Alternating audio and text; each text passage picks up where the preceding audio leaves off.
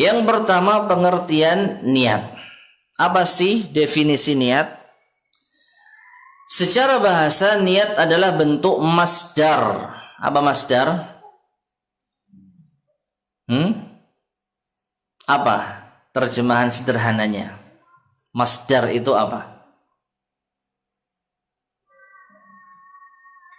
Dari akar kata nawa yanwi. Nah, ini akar kata. Pohon kata itu gimana? Akar kata itu gimana? Nggak ada pohon kata ya. Apa masdar? Masdar itu gampangnya kata dasar.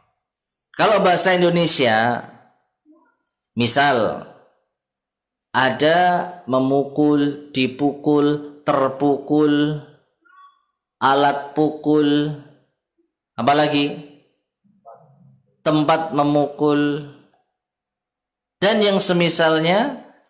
Ini semua kata dasarnya apa? Pukul. Ya. Kata dasarnya apa? Pukul. Membunuh juga sama. Ada pembunuh, ada yang dibunuh, ada tempat pembunuhan, ada waktu pembunuhan, ada alat yang digunakan untuk membunuh. Nah, ini semua kata dasarnya apa? Bunuh. Nah, itu masdar gampangnya.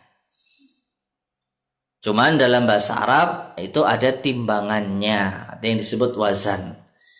Ada fiil, ada isim, ada fiil mudhari, ada fiil madhi, ada fiil amr, ada fiil nahi. Isim juga sama, ada isim fa'il, ada isim maf'ul, ada isim makan, isim zaman, ada isim masdar. Nah, nawa itu, niat itu adalah kata dasar dari nawa yanwi. Nawa sering dengar enggak? Nawa itu loh, nawa itu. Nawa itu, no Pak. Sauma ghadin an ada'il fardhi Ramadan. Nah, ini. Itu dari kata nawa yanwi. Nawa itu aku berniat. Nawa yanwi niatan. Jadi niat secara bahasa adalah kata dasar dari nawa yanwi. Nah, maknanya apa? Bermaksud, bertekad. Ya berniat. Niat selalu sudah paham ya. Niat itu berarti sengaja melakukan sesuatu. Ya, memiliki tujuan tertentu. Nah, sedangkan secara istilah makna niat adalah berkehendak untuk menjalankan ketaatan kepada Allah Azza wa Jal dengan melakukan atau meninggalkan sesuatu. Karena ini membahas tentang amal ibadah, maka niat di dalam amal adalah kehendak menjalankan ketaatan kepada Allah atau meninggalkan sesuatu karena Allah. Niatnya apa? Niatnya memenuhi panggilan Allah. Makanya saya sholat karena kewajiban. Nah, ini yang pertama, pengertian niat. Yang kedua, tempat niat.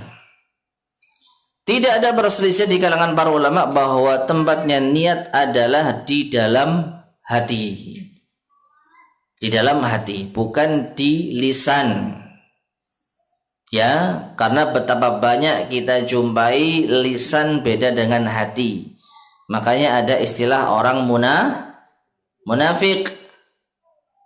Ya, bersyahadat, bahkan mungkin juga mengamalkan amalan-amalan Islam, tapi hatinya kufur, hatinya syirik misalnya, hatinya tidak beriman. Maka yang Allah lihat hatinya, tidak ucapannya. Maka dari sini jelas tempatnya niat itu di dalam hati, dan Allah Subhanahu wa ta'ala yang maha tahu.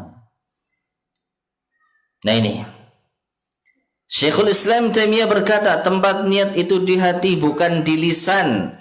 Berdasarkan kesepakatan para ulama, ini berlaku untuk semua ibadah, baik itu taharah, salat, zakat, puasa, haji, memerdekakan budak, jihad maupun yang lainnya. Oleh karena itu, kalau ada seseorang yang melafadzkan niatnya dengan lisan, namun apa yang dia lafadzkan berbeda dengan yang terdapat dalam hatinya, maka yang dianggap sebagai niatnya adalah apa yang terdapat dalam hatinya, bukan lisannya. Lisannya niat salat subuh, tapi hatinya niat qobliyah subuh. Setelah sholat, apakah dia masih ada tanggungan sholat subuh? Loh, dia sudah sholat 2 rakaat kok. Di lisannya dia mengatakan sholat subuh, nawaitu sholat as-subhi. Gampangnya seperti itu. Ya, tapi hatinya qobliyah subuh. Selesai sholat, apakah dia masih ada tanggungan sholat subuh? Ada. Karena yang dinilai di dalam hati. Siapa yang tahu? Ya orang itu. Jadi menunjukkan kita nggak tahu niat orang. Kita nggak bisa mengetahui niat orang. Nah ini. Jadi tempat niat jelas di dalam hati.